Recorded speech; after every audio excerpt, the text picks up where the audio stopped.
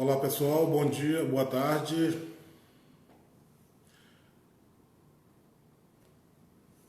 Tá todo mundo bem?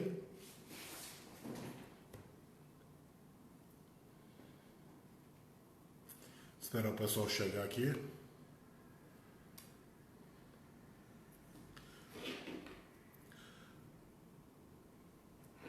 Vocês estão me ouvindo, gente? Tá tudo legal? É a primeira vez que eu uso a ferramenta.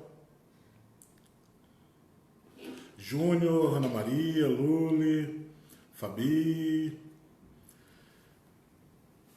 Helena. Estão me ouvindo? Oi Ana, tudo jóia, querida? Esperar mais um pouquinho, né? Mais gente chegar. Que bom, né? Fazer um negócio diferente, né? No grupo, né? A gente está acostumado a trocar informações, tirar dúvidas, trocar experiências, muita coisa escrita, né? E nem sempre as pessoas interpretam da forma que deveriam.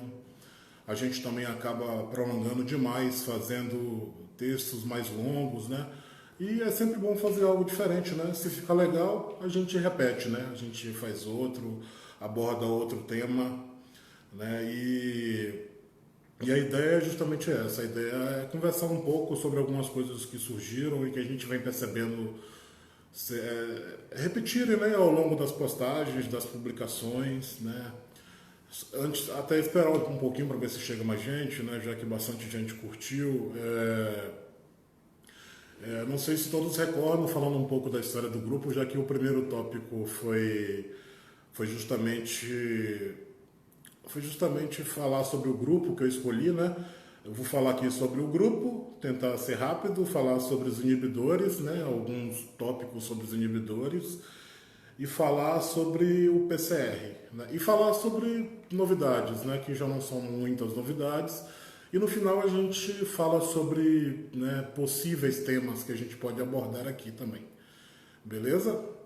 Então, a minha chegada ao grupo, eu fui diagnosticado, parece que tem um século, né? Mas eu fui diagnosticado em 2017, em março de 2017.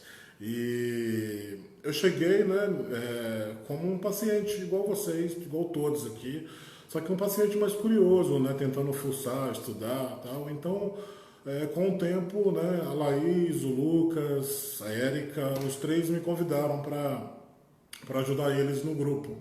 E foi um convite muito carinhoso e é muito legal, né? Na verdade, foi mais dar continuidade ao que a gente já vinha fazendo, né? Com os pacientes, com as dúvidas. A gente vinha aprendendo cada vez mais um pouquinho e compartilhando com todos, né? A ideia é essa. E hoje a gente está aí, tá eu, o Lucas, Laís, a Érica, né? Tentando conduzir aí, né, o grupo.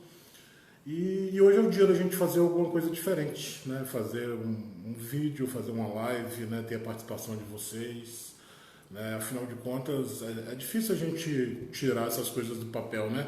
Eu acho que alguns perceberam aí, a gente realizou, tirar do modo virtual, né? Alguns perceberam aí que a gente realizou um encontro, é outra coisa que a gente pode combinar de falar no futuro, mais tarde, outro dia, e vocês podem combinar encontros regionais, encontros pontuais, e um nacional também, né? Mas a gente fala sobre esse assunto outra hora. Mas vamos lá, vamos começar, né? Porque já são 4 e 3, aí quem for chegando vai chegando, né? Márcia chegou, é, e a gente vai dando continuidade. Né? Falando sobre o grupo, gente, a gente hoje está com 1.302 membros no Vivendo com a LMC, somos 4 administradores, né? E, e muitas coisas ocorrem no grupo, no dia a dia, que vocês que estão, né, que não fazem parte da administração, mas sintam-se administradores, porque vocês também nos ajudam a conduzir, né, o grupo de forma indireta, mas ajudam. Né? Boa tarde, Alexandre. A gente percebe, né? A gente percebeu durante aquele processo do Imatinib, lembram aquela falta que fez tanto mal pra gente, né? Emocionalmente, a gente viu tanta gente sofrendo com a falta do Imatinib, um excesso de publicações, né? Tornando aquele lixo, né, virtual assim no nosso grupo, tirando o foco, né? do nosso grupo, né? Então, para começar, a gente criou um texto fixo de boas-vindas, né, para todos que chegam no grupo e estão dispostos a entrar nessa grande família. Oi, Érica, beijão. E Laís também chegando, direto de Portugal. E então existe uma postagem fixa para começar que fala mais ou menos como que a gente gostaria que as coisas acontecessem no grupo, né?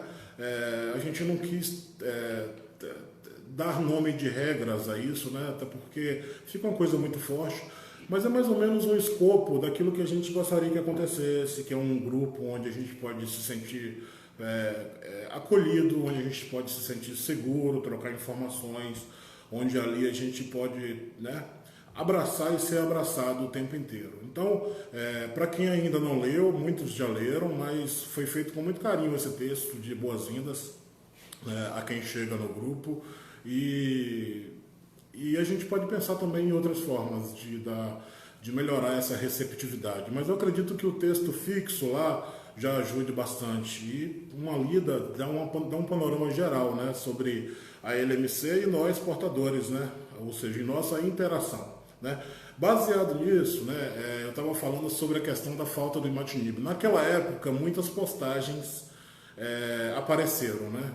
Muita coisa desnecessária, muita gente movida pela emoção, recebi o imatinib ali, tá faltando aqui, então a gente precisou moderar essas postagens, né? Porque a gente tem que parar para analisar que foi triste, foi angustiante, foi emocionalmente pesado, mas a gente sabe que outras pessoas precisavam do conteúdo do grupo também ali de forma mais fácil. Então a gente precisou moderar algumas postagens. Dessa forma, o grupo ficou com um conteúdo mais limpo, mais objetivo, mais direto, voltado para a LMC. Oi, Eliane, boa tarde. Dona Maria do Carmo. E aí o grupo ficou com um conteúdo mais limpo, com menos lixo virtual. E a gente gostou. Eu estou falando tudo isso para falar que a gente manteve dessa forma, né? Hoje, qualquer coisa que é postada no grupo, né, a gente pensando no foco que o grupo tem que ter, a gente avalia se vale a pena ou não. Por exemplo, vamos lá, 1.302 membros, vamos supor que cada um desse boa tarde, né? 1.302 boa tardes, ok? Vamos supor que cada um colocasse uma mensagem positiva. Mensagens positivas são excelentes, a gente sabe disso, né? Mas 1.302 mensagens positivas, e não tem como a gente abrir a sessão, né? Então a gente deixou, né, essa regra, a gente parte do coração não publicar algumas postagens, né, às vezes, mas infelizmente a regra tem que ser para todos, né, a mensagem de foco do grupo tem que ser para todos, e eu acredito que está ficando bom dessa forma, está conseguindo atender a expectativa, né, e a busca que as pessoas procuram no grupo, né, aquilo que as pessoas procuram no grupo quando eles encontram e solicitam participação, né. Outra coisa que é importante a gente falar é sobre os convites, né? Os convites dos membros. A gente percebe, gente, que alguns membros fazem convites, né? Convites propositais, né? Convidando realmente pessoas da família ou amigos. Mas isso tudo também é avaliado. Por que avaliado? Porque a gente precisa saber se a pessoa, né, que está sendo convidada realmente está disposta a participar. Às vezes a pessoa, né, pede aleatoriamente para participar e a gente vai lá ver que tem um membro em comum no grupo. Quando olha, é irmã, é irmão, é tio, é tia, sem convite, aí o que é que a gente avalia? Será que esse membro, esse paciente, quer que essa pessoa participe do grupo? Então, tudo isso está sendo avaliado o tempo inteiro. Aí, às vezes, a gente tem que entrar no privado, entrar em contato, perguntar se, fulano é seu parente, é seu amigo, te conhece, está querendo entrar no grupo, ele não tem LMC, mesmo com as 3 perguntas que existem lá no grupo, né, que é se é paciente, qual o vínculo com a LMC e onde faz tratamento, mesmo assim, nem sempre todos respondem, a gente tenta filtrar o máximo, mas esse máximo ultrapassa um pouco essas perguntas. Eu quase que sempre estou perguntando no privado, né, qual a origem desses membros, né? Às vezes a gente atravessa um ou outro, aí às vezes um administrador vai lá e já aceitou e eles nem responderam a pergunta no privado, mas isso acontece. O objetivo é filtrar para justamente ficar seguro. A gente teve casos, né? A gente teve casos de uma paciente, de uma membra, né? Que ela buscou uma doação e no final das contas ela matou a mãe, né? Não sei se vocês lembram desse caso. Não vamos detalhar aqui. A mãe dela está vivinha, né? Até hoje, mas ela entrou no grupo com a busca de doar, de receber uma doação de um medicamento de alto custo, né? Onde nem o frete ela pagou, o Sedex. Mas esse é outro caso, quem tiver boa memória vai lembrar aí. Então, são casos daí para pior, que a gente tem que estar sempre filtrando para que a gente não caia nesses problemas emocionais. Oi, Fabi! Então, não sei se vocês lembram também, se vocês recordam, mas foram criados tópicos especiais, tópicos que estão descritos da seguinte forma. Efeitos Glivec e Imatinib, efeitos Sprycel Dasatinib, efeitos Tasigna e Nilotinib e assim por diante. Vacinas,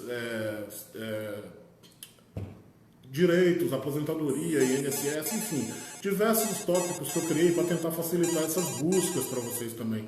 A gente percebe que o número de perguntas repetidas é o tempo inteiro, né? É interessante a participação de vocês. Sem vocês, o grupo fica sem lógica. Né? Sem a interação, não existe. Mas as perguntas que já foram realizadas, é bom a gente evitar, né? É bom a gente usar o filtro do grupo, né? Para que a gente... Existem dois filtros, né? A lupa dele comum, né, que faz um filtro comum que já existe, e o tópico de publicação, onde todas as publicações estão sendo direcionadas para lá. Toda vez que eu vejo uma publicação nova, eu vou lá e clico adicionar um tópico. Outro dia falaram sobre transplante, a Luara. A Luara falou sobre o transplante dela, fez um depoimento lindo, emocionante, e aí eu fui lá e editei. Como não existia o tópico transplante, eu criei o tópico transplante, e hoje já faz parte lá do tópico transplante. E agora quem quiser saber sobre transplante vai entrar lá no tópico transplante ver, mas nem sempre as pessoas estão usando esses tópicos, mas tudo bem, fica aí como uma dica de utilização mais rápida, de otimizar, de não repetir pergunta, e às vezes o que você está precisando já está lá, às vezes tem uma pergunta mais complexa, faz ela, é interessante pra gente, tá? Deixa eu ver se tem mais alguma coisa para falar aqui. Não, sobre grupos não. Então, o grupo é esse, gente. O grupo é especial. O grupo, vocês percebem que a gente trata com muito carinho. Boa tarde, Nalva.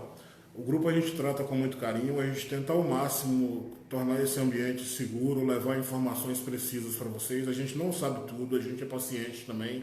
Quando a gente não sabe, a gente busca, pesquisa. O Lucas também pesquisa bastante, a Laís e a Érica estão aí também para o que vocês precisarem. São pessoas extraordinárias. A Laís criou esse grupo em 2014. Eu falo com ela que ela veio com essa missão de criar esse grupo e hoje é o maior grupo de LMC, né? Existe outro grupo aí menor, mas praticamente todo mundo que está aqui está lá. Né? Eu acho que tem muito mais paciente de LMC nesse país. Eu acho essa ferramenta de grupos de Facebook fantástica para discutir, para tirar dúvidas.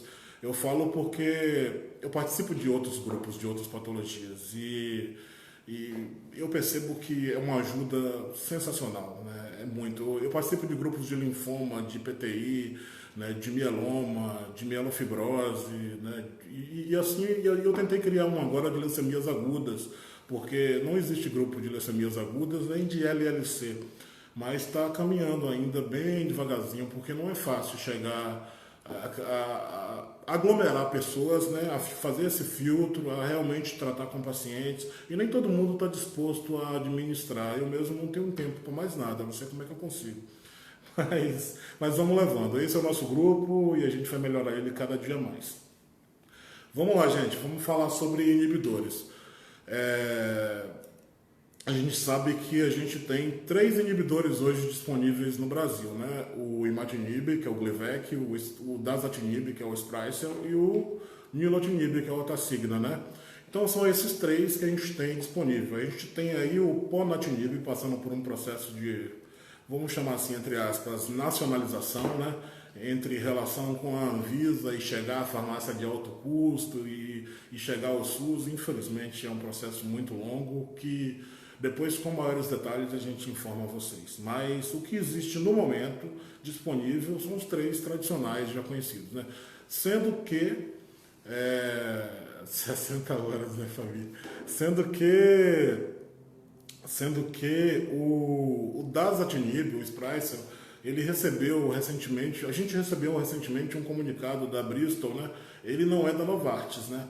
A gente recebeu um comunicado da Bristol, né, referente a um processo, né, de falta, né, de desabastecimento do Sprycel, do Dasatinib no mercado, com normalização prevista para novembro, mês que vem, está perto. Então, algumas pessoas já sabem, eu percebi que um membro do grupo postou recentemente, a turma da Abrali recebeu, o comitê de pacientes recebeu também, do qual eu faço parte. E a gente só não postou de forma imediata para não causar pânico. O que a gente menos precisa é que o nosso emocional esteja abalado, né? Então, a gente vai tentando resolver casos pontuais e a gente vai tentando. Então, estamos conseguindo resolver alguns casos pontuais com um pouquinho de esforço.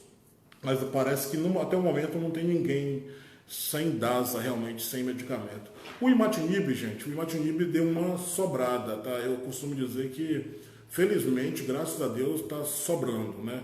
Eu falo porque algumas pessoas anunciaram doações, e doações generosas, né? Eu não sei como essas pessoas conseguiram fazer um estoque aí de 6, 10, 15 caixas até, sabe? Eu não estou aqui para julgar ninguém, cada um com seu, né, com seu argumento, e respeito, lógico, graças a Deus, mas a gente sabe muito bem que pessoas aí ficaram sem medicação. Em abril voltou, né? Então, graças a Deus, a gente faz um trabalho nos bastidores. Quando eu falo a gente, é a gente mesmo, né? Existem algumas pessoas, né, especificamente a Fabi Reis, né, a Neila Espínola, da Paraíba, a Fabi do Rio, a Luli de Diadema, né, a Fátima também, né, a Lani, a Márcia. Então a gente tem um grupinho, né, de WhatsApp que a gente, né, fica nos bastidores aí, a Kátia também, né, Kátia Gonçalves, fica nos bastidores aí trabalhando, né, buscando intermediar essas doações, fazer esse contato entre doador e receptor. Então, para quem não entende, é importante eu falar aqui, porque a gente trata de medicamento de alto custo e o que a gente menos quer é ser mal interpretado, né?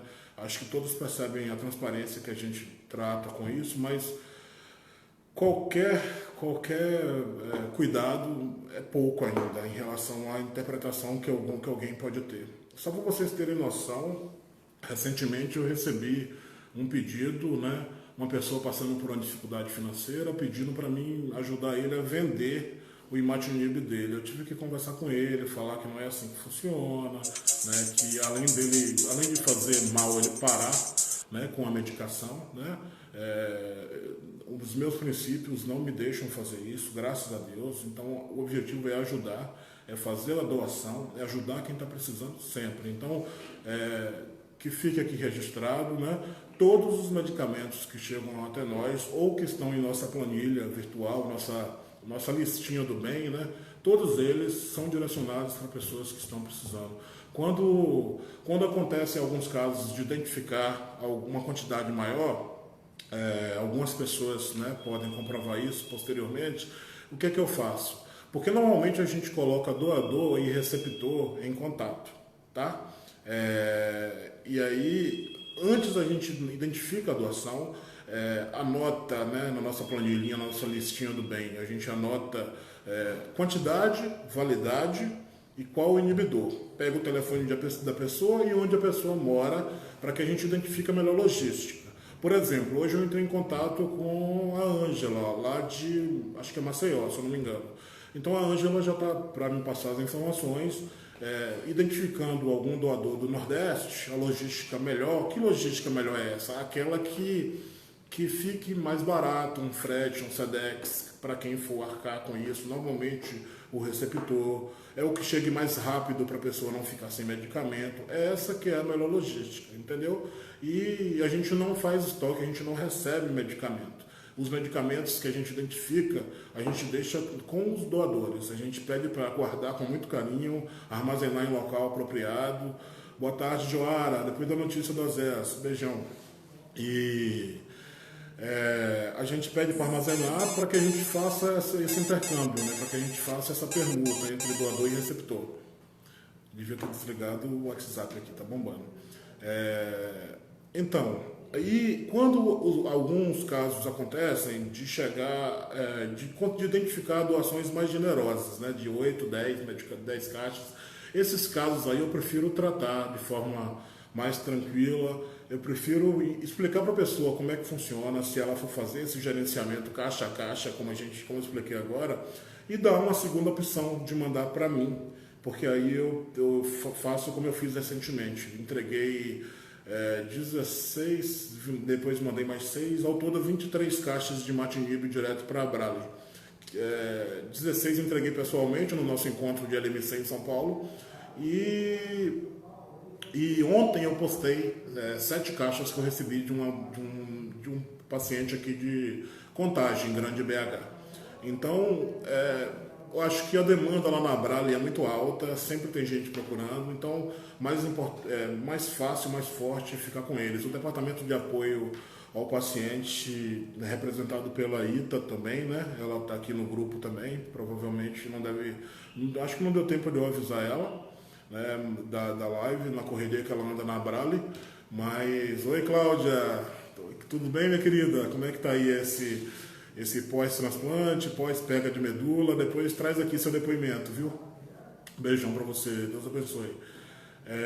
Isso mesmo, Guadalupe, muito importante essa logística. A gente tenta fazer tudo chegar certinho. A gente sofre quando o correio atrasa, a gente sofre quando a pessoa informa que está sem medicamento em cima da hora. A gente pede muito para que isso não aconteça, não avisa em cima da hora, porque o prazo existe, né?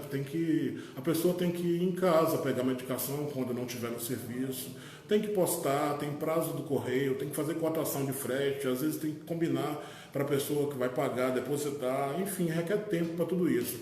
Aí as pessoas vão e avisam que estão sem medicamento, vai acabar amanhã, o meu último amanhã. É impossível, né? Aí a gente sofre também.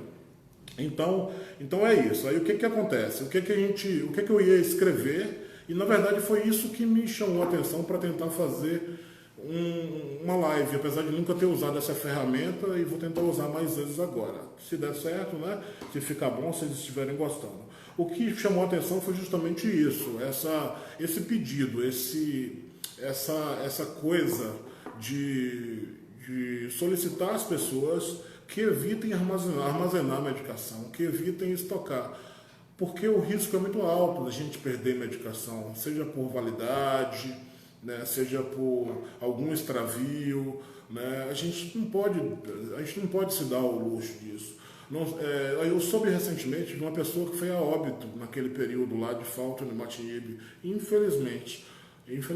Lógico que provavelmente poderia estar em outra fase da LMC, ou outra complicação, ou outra patologia, mas a falta do Imatinib fez com que a pessoa fosse a óbito. A gente conheceu recentemente uma pessoa no grupo de WhatsApp que nos informou isso, e a gente ficou muito triste. Então, estocar, vamos evitar. Eu acho que todo mundo gosta de ter uma reserva, uma pequena reserva, mas não precisa a gente ter 4, 5, 6 caixas de reserva, né, gente? Vamos encaminhar para quem gosta, para quem faz um trabalho sério. Se a confiança não for total, né, nem Jesus agradou a todos, né, manda direto para a Brale, que é uma associação respeitada no Brasil inteiro e que tem um trabalho lindo que não deixa dúvidas a ninguém, né? De qualquer forma, as pessoas que eu já falei aqui, e eu me coloco à disposição para fazer com que esse processo ocorra, para fazer com que isso tudo fique facilitado. Tá? Outra coisa que a gente, né, não precisa nem falar é sobre essa possibilidade de comércio de medicação. Né? A gente tem horror a isso, graças a Deus. Uma vez houve uma postagem do tipo, eu lembro que a Érica identificou e excluiu, escreveu, eu acho que eu não era administrador do grupo ainda, mas eu lembro desse episódio, mas a gente não tem, graças a Deus, esse tipo de coisa não. Mas essa preocupação com estocar é complicado. Eu recebi recentemente, como eu disse, 15 caixas dessa medicação. Repito, cada um com sua justificativa e respeitamos, mas vamos ficar atentos, né? Tem pessoas precisando muito por aí. Tem pessoas que não têm essa oportunidade de falar na internet. Tem pessoas que até têm o recurso, a internet, a tecnologia à disposição, mas não usa, né? E nem sabe usar, né? Ou às vezes fica inibida. Não é todo mundo que consegue entrar e pedir ajuda, né? Outro dia mesmo eu descobri uma pessoa que estava tomando o nilotinib errado. O médico passou como natural duas cápsulas a cada 12 horas, né? Ela estava tomando uma a cada 12 horas. Depois ela percebeu, me mandando a receita, que estava tomando errado. E felizmente estava tomando uma a cada 12 horas, mas estava com a resposta muito boa. Que coisa alegre, né? Coisa boa. E é isso aí. Vamos continuando falando sobre inibidores, é importante a gente falar sobre uma coisa muito séria que também deu origem à necessidade de falar sobre isso. Obrigado, Cris, Regiane, Paulo César chegando aí também. Depois eu vou dar um alô para algumas pessoas que chegaram, porque eu emendei aqui e não parei de falar, né? Outra coisa importante que fez, né, deu vontade de falar, porque colocar num texto fica mais difícil e um textão, né? Aqui também fica um videozão, né? Mas é bom que a gente fala, olhando aqui virtualmente para vocês, é sobre essa questão, gente, de a gente ter plano de saúde e pegar a medicação pelo SUS. A gente sabe que as coisas não estão legais no país, independente de quem esteja no poder, politicamente falando. Aqui a nossa preocupação é com a gente, com nós, pacientes. E a preocupação é com ajudar, fortalecer a causa, né? Fortalecer aqueles que estão engajados na luta, né? na causa, em prol do bem, em prol dos pacientes, em prol do paciente oncológico. Então, aqui a gente não tem partido, aqui a gente não tem política. A gente precisa de identificar onde que nós mesmos podemos melhorar.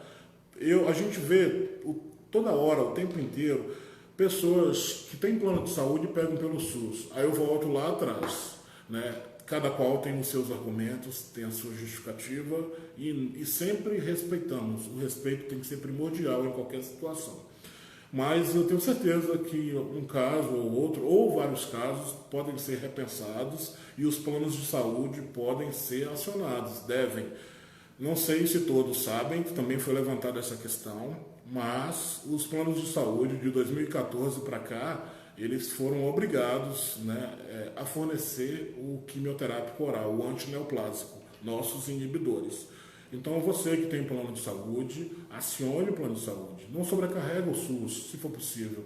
A gente sabe que, né, talvez, retirando o inibidor no SUS, né, estando com possibilidade de retirada no plano, a gente pode estar deixando alguma pessoa sem receber a medicação pelo SUS, ou com dificuldade de retirada, ou com atraso na entrega da medicação, na dispensação da medicação.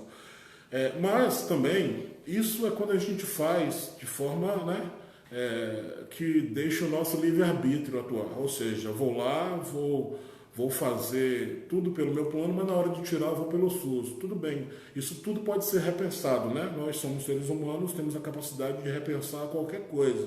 Ótimo, se for repensado, principalmente para ajudar essa causa. Agora, existem casos também que chegaram até a gente de pessoas que boa tarde, Ivete, tudo jóia? Direto dos Estados Unidos. Agora essa live está internacional agora, com a Laís em Portugal e Ivete nos Estados Unidos. Boa tarde, gente. Então, tem gente aí que me informou, isso eu não sabia, que alguns médicos, mesmo médicos que atendem pelo plano de saúde, né, chegaram a orientar a retirar pelo SUS, né? Eu acho um absurdo isso, né? Eu acho um absurdo principalmente porque esses médicos conhecem a dificuldade que o Sistema Único de Saúde enfrenta em algumas regiões especificamente, né? De forma muito maior, não é de forma homogênea essa dificuldade, né? Tem locais que é um caos. Por exemplo, aqui em BH, aqui em Minas, não faltou imatinib, hora nenhuma.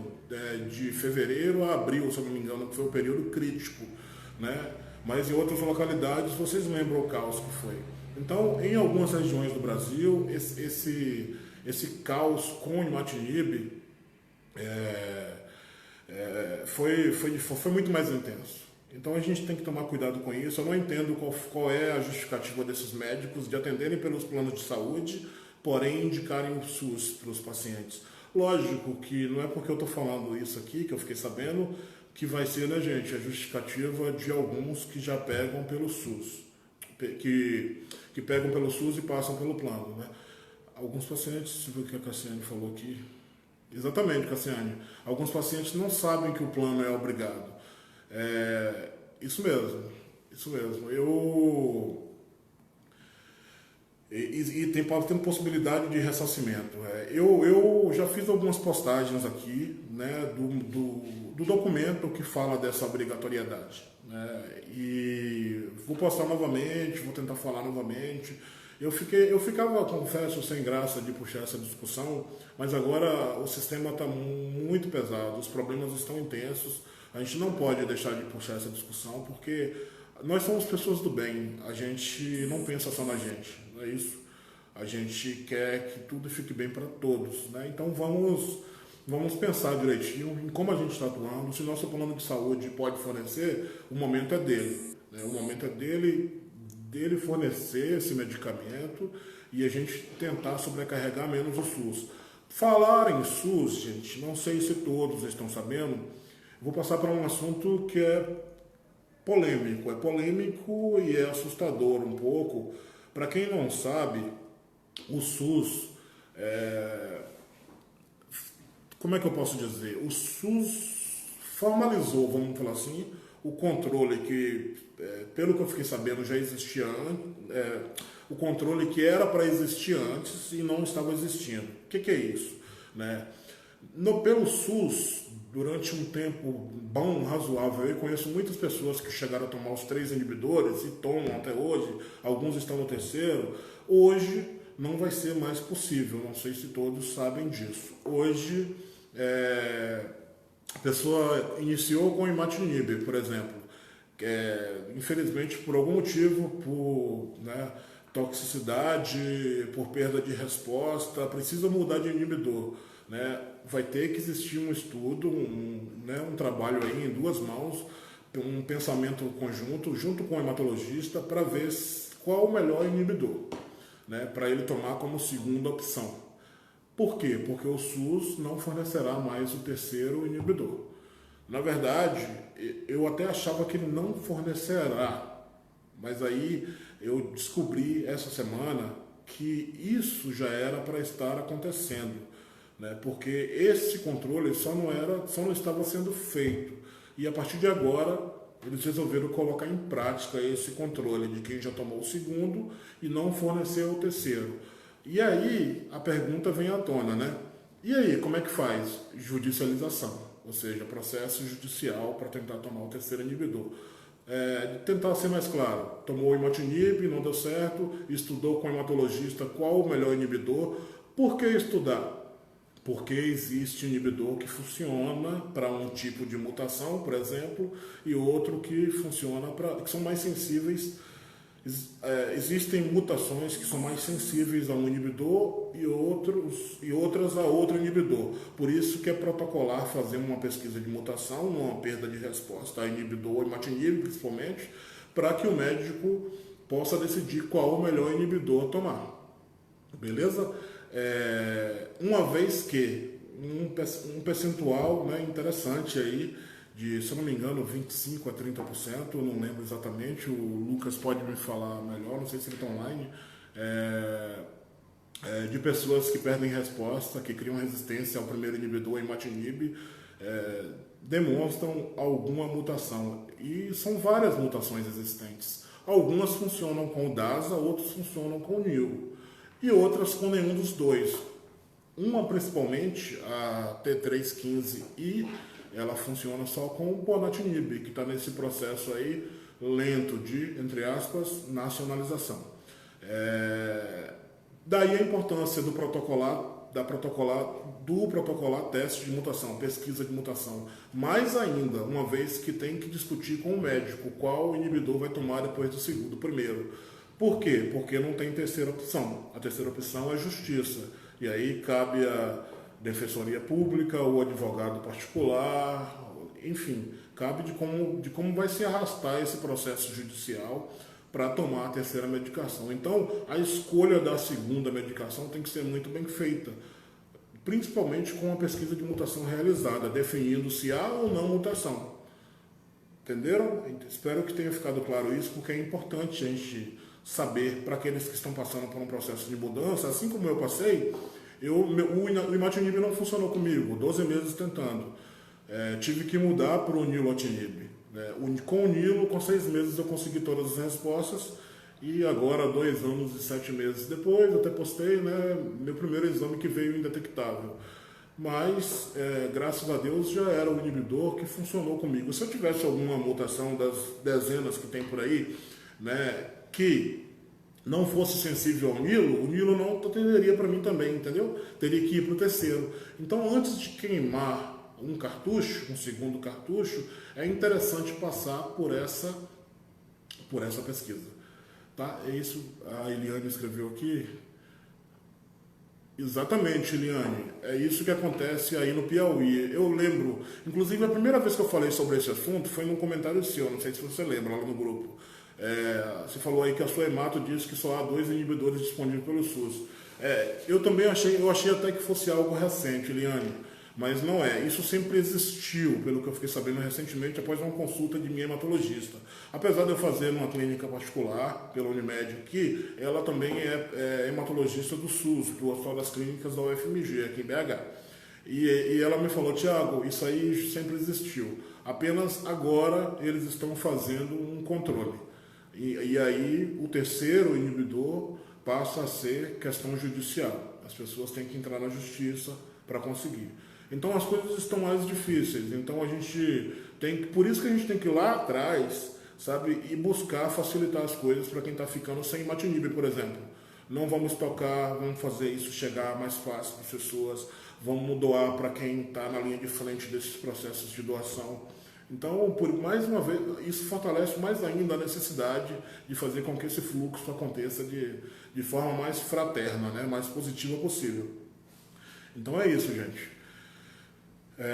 Pois é, na verdade, Júnior, não é imatinib e Nilo. Para ficar mais claro para todos, é imatinib ou Nilo ou DASA, entendeu? O hemato de vocês, a hemato vai ter que definir entre Nilo e DASA nessa etapa. Na terceira etapa, se for necessário, é um processo judicial que tem que ocorrer. O que eu estou percebendo ao longo dos contatos por aí é que alguns processos judiciais estão se arrastando e outros mais rápido. O que vem acontecendo bastante, e graças a Deus a gente tem a Abrale para ajudar, alguns casos, né, o pessoal está solicitando apoio jurídico da Abrale e o pessoal lá vem trabalhando muito bem.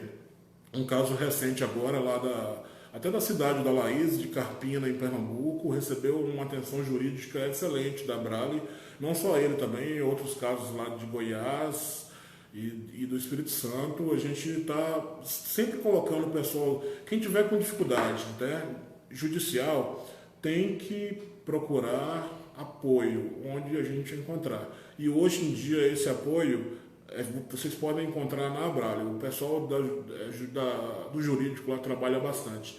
Mary, se não conseguir na justiça, aí infelizmente é esse Deus nos acuda. É correr contra o tempo. Não conseguir eu acho quase impossível, só que demorar, por enquanto, né? Só que demorar a tomar uma medicação, a gente sabe o que acontece com a nossa patologia, né? A gente tem 3 fases, né? Crônica, acelerada e blástica. Infelizmente, quanto mais tempo a gente ficar sem o inibidor, a chance de passar por essas fases é maior, né? Então, e a gente sabe também, é sabível também que para se entrar, né, num processo de transplante, o ideal é que esteja na fase crônica. a chance de sucesso num transplante de medula óssea é maior quando esse paciente se submete estando numa fase crônica. Normalmente, os processos quimioterápicos, os pacientes que mudam de fase, eles são trazidos para a fase crônica mediante quimioterapia venosa, justamente porque precisa de uma estabilidade, né, em termos de imunidade, em termos de uma estabilidade hematológica, né, citogenética, para que possa ser submetido ao processo de transplante, que não é nada simples, né? Então é por aí. Então, mudando um pouco de assunto aqui, tentando completar essa questão dos inibidores. Então a gente falou aqui da sobrecarga do SUS, que é importante as pessoas que pegam pelo SUS, mas usam um plano, acionarem os seus planos. E falta a gente falar aqui também, e falamos sobre essa questão do terceiro inibidor. Então, hoje a gente tem imatinib e nilo ou dasa. Então, vai depender do hemato e da sua condição. Beleza? Maria, eu lembro do seu caso. A gente conseguiu uma doação, né? Graças a Deus. Agora tá tudo ok, né? E sobre inibidores, falta falar sobre uma coisa que eu anotei aqui que é importante, né? Eu percebi no grupo, gente, alguns casos de pessoas que tiveram o nilotinib, o nilo, Tasigna, né, prescrito como primeira medicação. Isso aí parece ser uma grande novidade, e é uma grande novidade. A grande maioria começa com imatinib, né? Por vários motivos. Alguns aqui devem saber por quê, né? Primeiro, é um inibidor mais fraco, entre aspas, tem menos efeitos colaterais, né? Segundo, é mais barato, né? Os inibidores, eles são mais caros nessa ordem, né? Imatinib, dasa, nilo. O nilo é mais caro de todos. Então, se tem algo que traz menos efeito colateral e é mais barato e resolve, então a maioria, e foi o primeiro também, né? Foi o primeiro a vir para o Brasil, né? Oi, Esseli, tudo jóia? Estou dizendo que essa live está internacional, lá direto da Venezuela também, Esseli. Um beijo, Esseli, para você, melhoras, espero que esteja tudo bem com seu irmão, o Ellison. Então, gente, o que acontece é que o Nilo é o mais caro, resolve, o Dasa também, né, resolve bastante, mas o imatinib, o Glivec, né, inicialmente o Glivec, que já está aí há quase 2 décadas, 19 anos mais ou menos, né? Então ele resolve, e a gente percebe por aí, eu não sei o número percentual específico, mas a gente percebe por aí que 60% a 70%, depois eu vou ver se eu consigo essa informação com mais precisão, talvez na Abrale, mas a gente percebe aí que muita gente toma o imatinib. A maioria esmagadora toma o imatinib. A minoria toma o Nilo e o Dasa.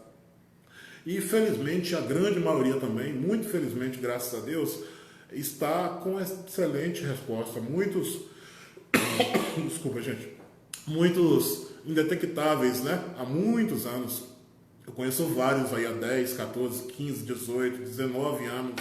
Né? A gente tem casos aí de pessoas que tomam desde que ele chegou, há quase 20 anos. Muita gente que se deu muito bem com o imatinib. Tem a Neila, nossa grande amiga lá do grupo aqui também, né? E lá de João Pessoa, que com 3 meses de tratamento a Neila ficou indetectável. Então, muita gente se deu bem com o nilotinib. O Arlindo aí, ó. Estou no imatinib há 12 anos e meio, com excelente resposta. Exatamente. Agora engasguei. Então, muita gente, Arlindo, muita gente assim, né, com 12 anos, 13, 14, 10, ou seja, é muita gente com resposta excelente. O que acontece é o seguinte, gente, é muito claro isso e eu já imaginava também, não é difícil de imaginar isso, e essa semana eu tive uma conversa longa também fui apresentado ao Marcelo da Novartis Brasil aqui, lá em São Paulo, no TJCC, a gente conversou bastante. Ele me falou, inclusive, nos testes que estão fazendo para possível descontinuação também do nilotinib, né? Dos pacientes com tratamento com o nilotinib, ou seja, também terão que passar por pré-requisitos importantes para poder chegar nesse nível, mas descontinuação é assunto até para 3, 4, 5 lives, nem, acho que uma só não dá. Mas eu estou querendo dizer só que eu tive um contato, uma conversa muito longa com ele lá no meio do TJCC e com outras pessoas também, né? E o que eu vou falar aqui eu não soube diretamente dele não, mas é algo que até é um pouco lógico. Por exemplo, o Imatinib é bem mais barato. A gente chegou a achar Imatinib genérico aí de R$ 1.600 na época da falta de Imatinib. Pessoas compraram em particular. Já o Nilotinib, o Tasigna, ele não existe genérico, não teve a patente quebrada como o Imatinib já teve há muito tempo e vários laboratórios aí já né, fabricam, né, o Imatinib. Isso mesmo, Arlindo, a aderência é fundamental, né, ter disciplina e tomar direitinho, isso aí que a gente tem que entender, né? Vai ajudar bastante a manter sem necessidade de trocar, já que ficou mais claro agora, né, que trocar a medicação é cada vez mais um péssimo negócio, não é um bicho de 7 cabeças. Se tiver de acontecer, vamos encarar, mas a gente tem como utilizar de recursos como a disciplina aí que o Arlindo falou, com aderência, para que a gente cada vez mais tenha menos chance de trocar de medicação. Lógico, a gente pode fazer tudo certinho, tudo bonitinho e mesmo assim perder a resposta. Paciência. Hoje mesmo uma pessoa publicou lá, né, a Meire publicou essa dúvida, né, sobre... A Ângela publicou que depois de 4 anos ela vai trocar do Imatinib para o Dasatinib, né, e a Meire perguntou lá por que essa perda de resposta. Se eu saberia explicar. Eu expliquei lá para ela, depois vocês dão uma lida. Mas é mais ou menos isso, não tem muito o que explicar.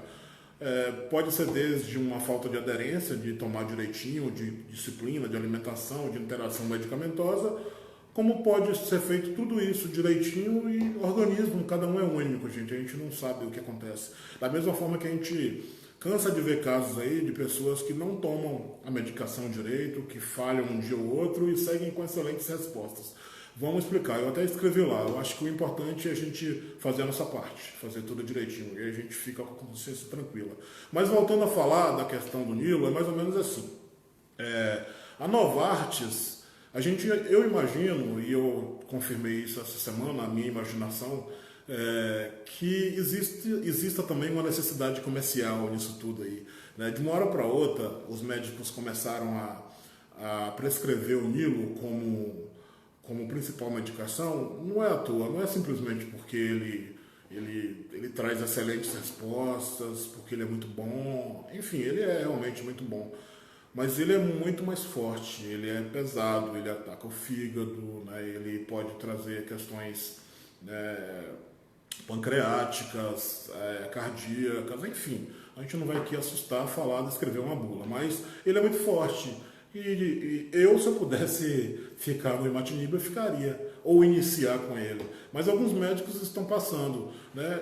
Eu imagino, e como eu disse, tenho quase certeza agora já, que talvez seja uma necessidade da Novartis de trabalhar comercialmente mais o produto, uma vez que ele não existe, né, ainda com a patente quebrada, ou seja, com genérico, não existe genérico do Nilo, isso que eu estou querendo dizer. Com isso, se os médicos começarem a prescrever mais o Nilotinib como um primeiro medicamento, né, eles vão vender mais, vão ganhar mais dinheiro, né, fica um pouco meio óbvio isso, né? Mas já que, né, existem outros laboratórios aí que vendem o Imatinib a um preço muito mais barato em relação ao próprio Glivec da Novartis, né? Vocês façam uma pesquisa rápida na internet, é fácil. Olhem o preço do Glivec da Novartis e olhem 400 miligramas e olhem o preço do mesilato de Imatinib, né? E aí vocês vão perceber a enorme diferença. E depois olhem o preço do Nilo e do Dasa também. Então é isso. Então é por isso que alguns médicos também, não só por isso, né, estão passando o Nilotinib como primeira opção, né? Eu conversei com uma pessoa, não recordo o nome agora, já faz muito tempo que isso aconteceu. Foi a primeira pessoa que eu conheci, sabe? É uma paciente, eu esqueci o nome dela agora. Ela conversou comigo, o médico resolveu começar com o Nilo, porque a leucemia dela, a mieloide crônica, foi descoberta por muita insistência dele. Né? Ele insistiu bastante e aí, devido às respostas dela, os exames eram duvidosos, muito baixos, né? O nível de leucócitos, enfim. Aí, por insistência, foi descoberta. E aí, ele passou diretamente o Nilo e, eu acho que, se eu não me engano, no primeiro trimestre ela estava ainda detectável já, a resposta zerada. Mas mesmo assim, não é fácil, né, que um plano de saúde aprove um medicamento mais caro no lugar de um mais barato, né? Então, fica aí, se vocês perceberem essas pessoas que estão iniciando com o Nilo, é por isso, gente. Acho que agora falta a gente falar sobre PCR. Sobre PCR, vocês estão percebendo aí a dificuldade que... Não, o DASA... Deu uma travada aqui. O DASA não tem genérico. Eu soube que o DASA já teve patente criada, quebrada, desculpa, mas não tem laboratório fabricando ainda. Posso estar enganado, mas não me chegou a informação de algum laboratório fabricando o dasatinib ainda. Mas por enquanto só o imatinib. Se alguém souber de alguma coisa, até me corrija, por gentileza. Eri, como interpretar o resultado BCR-ABL é importante sim, mas isso é um assunto longo para outra live. E tem um tópico lá muito bem escrito pelo Lucas, que inclusive eu acho que eu já te marquei nele lá também, que vale a pena você dar uma lida novamente. Ele utiliza um PCR lá da Bruna e faz um texto enorme, porém muito didático, excelente. Difícil não compreender como interpretar um PCR lá. Dá uma lida de novo, qualquer coisa eu estou à disposição. Me chama no privado que a gente discute isso. Beleza? Agora aqui destravou aqui.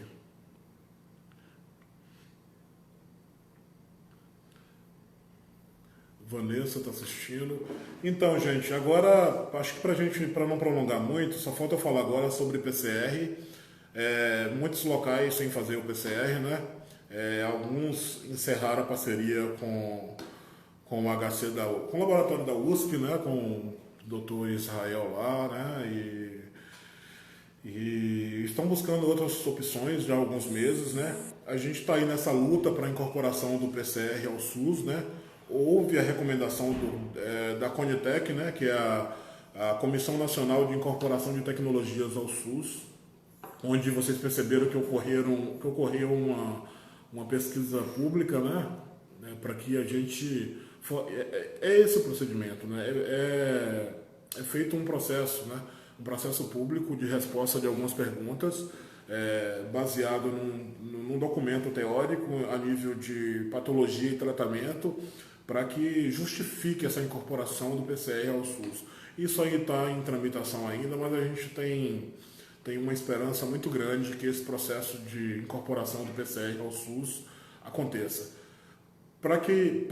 Caso exista alguém que não saiba exatamente o que eu estou falando, eu acredito que sempre tem alguém, né? O PCR, gente, nunca foi incorporado ao SUS, ou seja, o SUS nunca realizou o PCR. E dessa forma, alguns locais, mesmo as pessoas fazendo tratamento pelo SUS, realizavam utilizando alguns vouchers da indústria farmacêutica, da própria Novartis, da Bristol, que fabrica o DASA, né, ou até mesmo outros recursos financeiros, e assim realizavam esses PCRs. Hoje, né, meio que acabou isso, né, o recurso está cada vez mais escasso, os vouchers também, os convênios também, principalmente com o laboratório da USP, e está cada vez mais difícil. O que algumas pessoas estão fazendo hoje, até porque em alguns locais esse exame ultrapassa a casa de R$1.000, né? Mandando, por exemplo, e varia muito, né? 600, 700, 900, 1.000, 1.200. Algumas pessoas estão mandando para o laboratório da USP. Entre em contato lá com o pessoal. Lá tem a Roseli, lá no laboratório de biologia tumoral. E o que as pessoas têm que conseguir é realizar essa coleta dentro dos padrões, que são 4 tubos EDTA, né, e mandar dentro dos padrões, né. Lógico que tem que lembrar que correio não transporta sangue, tem que ser uma coisa muito uma embaladinha, certinha e de forma que, né, não seja exposto a temperaturas, tem que ter uma temperatura ideal para transporte, né? Talvez utilizar aqueles gelos recicláveis, enfim, tem todo um processo para mandar e mandar o Sedex 10. Uma história longa, depois eu conto para quem quiser saber. Eu fiz isso recentemente e deu certo, né? Chegou lá e eles fizeram, tá? Mas quem quiser saber depois, precisa mandar para o hospital da USP, eu explico como é que eu fiz, tirei fotos na época. No meu caso, eu consegui fazer a coleta na clínica que eu faço. E é isso mesmo, Eliane, R$ 308 para fazer lá. E aí, né, algumas pessoas pagam, né, um valor a mais, porque os laboratórios que mandam para lá, de forma particular, cobram esse valor para pagar o transporte, né, porque é um transporte de um produto diferenciado, né, produto biológico, né, o sangue. Eu estou falando para o caso da gente mesmo tentar enviar essa coleta, né, essa amostra de sangue. Foi como eu fiz. Eu mesmo postei, eu mesmo consegui coletar o sangue lá Lógico que não é fácil, mas eu mesmo consegui coletar o sangue na clínica que eu faço tratamento e mandei via Sedex 10. Deu certo. O grande gargalo é como mandar essa amostra. Esse que é o grande... Guadalupe, acho que o SUS deveria ser responsável pelo PCR, afinal é uma parte muito importante. Isso mesmo, Guadalupe, é justamente por isso que a gente está lutando para essa incorporação do PCR ao SUS aí, teve esse processo inteiro com a Conitec aí. Então é isso, gente, o PCR estava gerando esse caos, junto com os inibidores, junto com esse terceiro inibidor. Desculpa. E não sei se vocês sabem, para a gente finalizar, já está bem longa, sempre fica aquela pergunta, né, sobre inibidores, sobre novidade. Existe uma nova droga sendo testada aí pela Novartis, né? E, se eu não me engano, são 5 pacientes a nível Brasil que estão passando por esse teste. Lógico que, né, vamos parar para analisar. Se o Ponatinib, que já está lá fora, né, há muitos anos, né, e agora que está para chegar aqui no Brasil, ainda tem esse processo de Anvisa, farmácia de alto custo, esse fluxo até chegar no SUS, por exemplo, é muito longo e a gente sem previsão de chegar, né? Imagina um medicamento que está sendo feito teste, né? É um inibidor de tirosina quinase, o Asciminib, o primeiro nome para ele é o ABL001 e é um inibidor, é mais um inibidor sendo testado. A diferença é que ele se liga, né, a porção ABL, né, da fusão BCR-ABL, né? A gente lembra que são 2 genes, né, BCR-ABL, que resolvem fazer, né, esse casamento aí e dentro dos cromossomos 9 e 22, né, e fazem essa bagunça com a nossa vida, né, gerando o cromossomo Filadélfia. Mas é isso, existe esse inibidor em teste e a gente pode falar mais sobre ele mais pela frente. O Lucas sabe mais do que eu sobre ele, a gente conversou recentemente e depois eu vou bater um papo com o Lucas pra gente pegar mais informações sobre eles.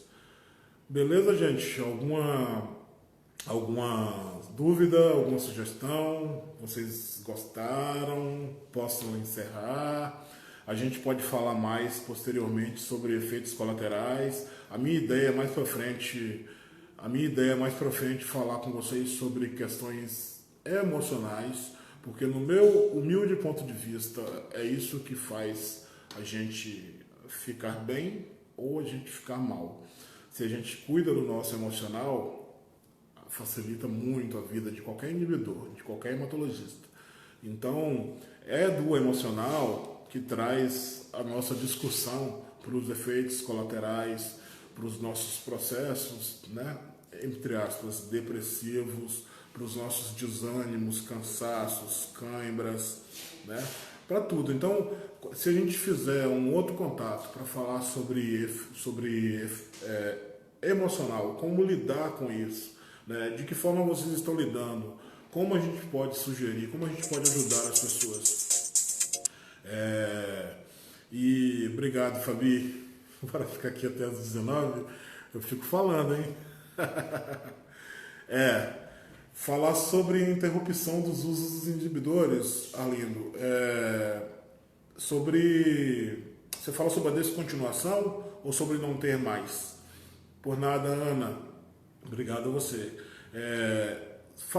Poderia falar mais adiante sobre a interrupção dos usos dos inibidores.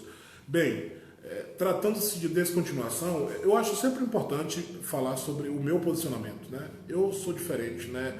No sentido de que eu sou eu, Arlindo é Arlindo, Ana é Ana, Fabi é Fabi, cada um tem seu ponto de vista, não é isso? Isso, descontinuação. Eu particularmente sou contra, Arlindo. Desculpa, gente, me deu um... eu sou contra a descontinuação. Por quê? É simples, né? Eu entendo que testes precisam acontecer, mas talvez tenham que acontecer de forma mais responsável. Eu entendo que alguns hematologistas, até falei isso com minha hematologista essa semana, alguns hematologistas estão tratando isso de forma muito irresponsável, falando pelos 4 cantos do Brasil, de qualquer forma, para qualquer um, sem trabalhar, sem conhecer qual, por exemplo, vou exemplificar, eu não conheço o emocional do Arlindo, da Carla, da Guadalupe, das pessoas que estão aqui comigo agora, né? Eu não conheço o emocional de vocês, aliás, conheço de boa parte, mas os médicos às vezes conhecem também, e mesmo assim colocam uma pessoa que está doida para parar, mesmo sem ser autorizado, para ter a oportunidade de parar. Esse tipo de coisa não dá para falar para qualquer um. Porque a pessoa, hoje em dia tem gente parando de tomar medicação sem ser autorizado, sem falar que, vamos analisar aqui, gente, não tem, da mesma forma que não tem nada que diga qual é a origem da LMC, não tem nada ainda que defina o que é que para ela. A realidade é essa. A gente torce, a gente reza, a gente tem fé, cada um no seu credo religioso, mas a gente sabe que não tem nada que nos diga, essa é a cura. Infelizmente. Ela pode sumir do mesmo jeito que apareceu. Isso aí é loteria. Não dá para brincar. A gente tem família, a gente tem amigo, a gente tem filhos.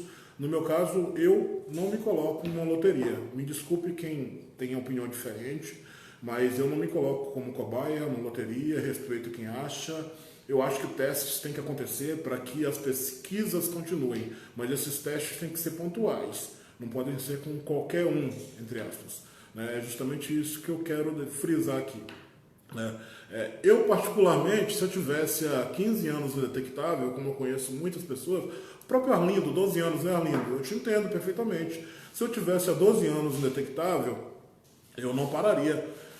Não sei se todos conhecem, já ouviram falar, postei recentemente o depoimento, obrigado, Arlindo, postei recentemente o depoimento do senhor Juarez, da Abrale, desculpa, uma das nossas inspirações na LMC, né? Um cara sensacional, um senhor sensacional que eu tive a oportunidade de conhecer pessoalmente no TJCC em São Paulo, no Todos Juntos contra o Câncer, no início de setembro.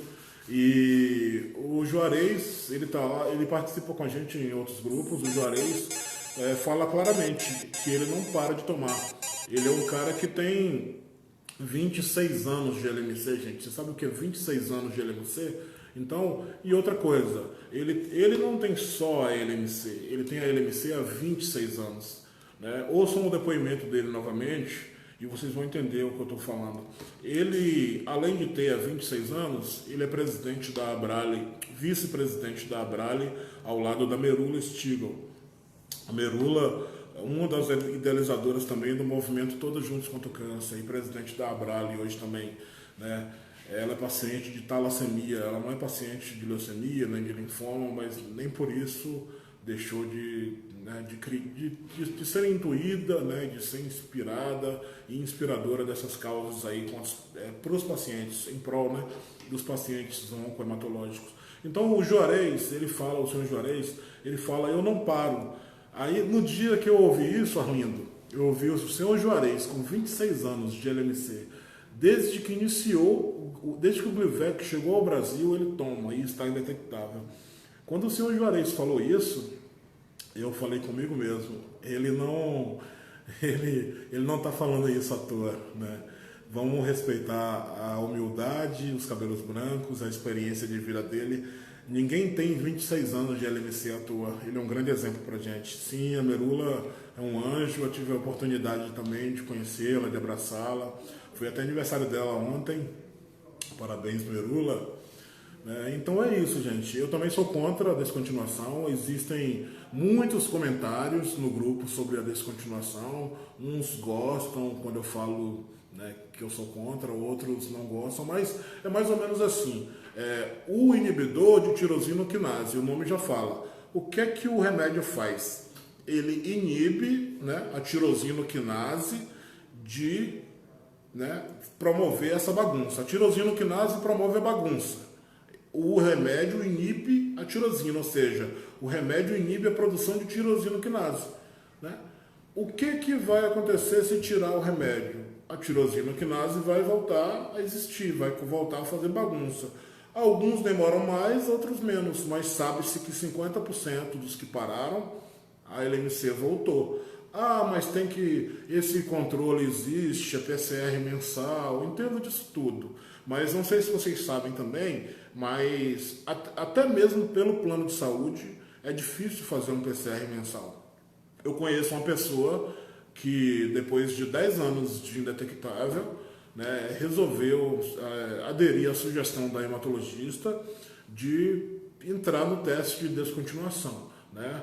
Na primeira, só que essa pessoa é muito determinada, muito tranquila, tem um psicológico ideal para participar dessa parada. E essa pessoa foi fantástica. Na primeira dificuldade que ela teve para fazer um PCR mensal, pelo plano de saúde, pela Unimed, ela voltou a tomar. Olha, não é isso que eu quero para mim não. Se for para passar por um teste, eu quero que passe de forma tranquila. Tá? Então é mais ou menos isso. Isso é um assunto polêmico que nem todo mundo gosta de ouvir, né, as opiniões, mas eu respeito também aqueles que são favoráveis, aqueles que se incomodam com tomar a medicação, aqueles que talvez precisam passar pela segunda aceitação, porque eu brinco sempre e falo que no nosso tratamento existem duas aceitações: aceitação à patologia e a aceitação ao tratamento. Uma coisa é a gente aceitar que tem a LMC, outra coisa é a gente aceitar que vai ter que tomar um medicamento pro resto da vida. Então, vamos parar para analisar que talvez a gente tenha que, por enquanto não tiver nada muito concreto, aceitar duplamente, né? Então é mais ou menos por aí. Sim, tem que ter o direito de escolha. E para isso que o livre-arbítrio é divino, né? É celestial. A gente escolhe o que a gente quer para a vida da gente, né, Arlindo? E a gente tem que respeitar isso. E todas as escolhas, para cada escolha existe uma renúncia, né? Então a gente tem que ver aí o que é que a gente vai escolher, o que é que a gente vai renunciar da vida da gente e torcer sempre para dar certo para todos, né? E nunca desamparar, né? Então é isso, gente. Eu acho que depois eu respondo, tá? Se eu não conseguir... É a primeira vez que eu uso a ferramenta, eu nunca tinha usado. Espero que o áudio e a imagem tenham ficado boa. Eu fiquei na dúvida entre fazer do notebook e fazer do celular, resolvi fazer do celular mesmo. Mas depois, se um dia, mais tarde, mais pra frente, for fazer sobre outro assunto, como eu sugeri com a questão emocional, efeitos colaterais, ou até mesmo outras sugestões de vocês, eu vou tentar fazer pelo notebook, e aí vocês podem me dizer se ficou legal, se é melhor, se é pior, ou se algum de vocês também quiserem fazer, né? Fiquem à vontade. É o que eu escrevi naquele texto fixo de boas-vindas. A interação de vocês é fantástica, a gente precisa fazer com que isso aconteça. Hoje eu fiquei muito feliz, eu vou chutar aqui 6 ou 7 postagens lá no grupo. Todas as vezes que essas postagens com dúvidas ocorrem, é muito bom, porque esse é o objetivo do grupo, né? Esse é o grande objetivo. A gente não está lá para falar, né, de futebol, de política, de religião, a gente está lá para falar de LMC, tirar dúvidas, tanta gente precisando ser amparada, com medo de uma troca de medicação, com receio de um efeito colateral, alguns transplantados, tanta coisa que acontece, interpretação de exames. É isso, gente. A minha eterna gratidão ao Lucas, a Laís, a Érica, por ter me dado essa oportunidade de ajudar a eles nessa administração do grupo. E eu fico muito feliz com esse carinho que eu tenho de vocês diariamente. Muitas pessoas me chamam no privado, eu tento me desdobrar aqui, né, com o trabalho. Às vezes eu esqueço até que eu sou paciente também. Vai com Deus, Arlindo. Eu que agradeço, Vanessa. Você está em Aracaju, também fazendo um excelente trabalho no Comitê de Pacientes da Abrale, nossa representante de Aracaju. E estamos juntos nessa jornada aí, não é à toa. Acho que temos muito a fazer ainda, né? Tem muita coisa para acontecer. Eu acho, sabe, gente, a única coisa que eu acho é que nosso grupo pode ser maior e melhor. Sabe, melhor depende só da gente, maior depende da gente identificar, né? Aqueles pacientes, aqueles colegas que às vezes a gente encontra nos corredores dos hospitais, das clínicas, falar que existe um grupo, que a gente é sério, que a gente tenta respeitar, né? Que a gente tenta fazer o melhor para que as pessoas se sintam abraçadas, né? Acolhidas, tá bom? E talvez tenha gente nesse momento precisando estar num grupo como esse, e a gente não sabe, porque são muitos, né? Somos só 1.302 nesse grupo, sendo que tem uma boa parte que não é paciente, né? Que é irmão, é marido, né? Então, de pacientes mesmo, sei lá, posso chutar 1.000 pessoas? Não sei, né? Deixar uns 300 aí por conta. E a gente sabe que o número de pacientes de LMC é muito maior, né? Lógico que nem todos têm acesso à internet ou nem gostam de redes sociais. Mas hoje está cada vez mais difícil as pessoas não acessarem, né? E obrigado, Vinícius. A live fica, se eu não me engano, ela fica salva automaticamente depois que eu concluir aqui, no próprio grupo aqui, tá? Dentro do grupo. Afinal de contas, o grupo é privado, né? Então a gente não consegue compartilhar nada aqui. Tá joia? E é isso, gente. Eu vou me despedindo por aqui. Deixa eu dar uma passada aqui nas mensagens. Obrigado, Eliane. Que bom que você gostou. Eu percebo que você está sempre publicando algo também. Vanessa também, Guadalupe. Deus te abençoe também, Guadalupe. A todos, né? Que bom, Júnior, que o som ficou bom. Cris, beijão, Cris. Você é sempre carinhosa, né? Logo, logo a gente tem que fazer outro encontro com a galera toda aí.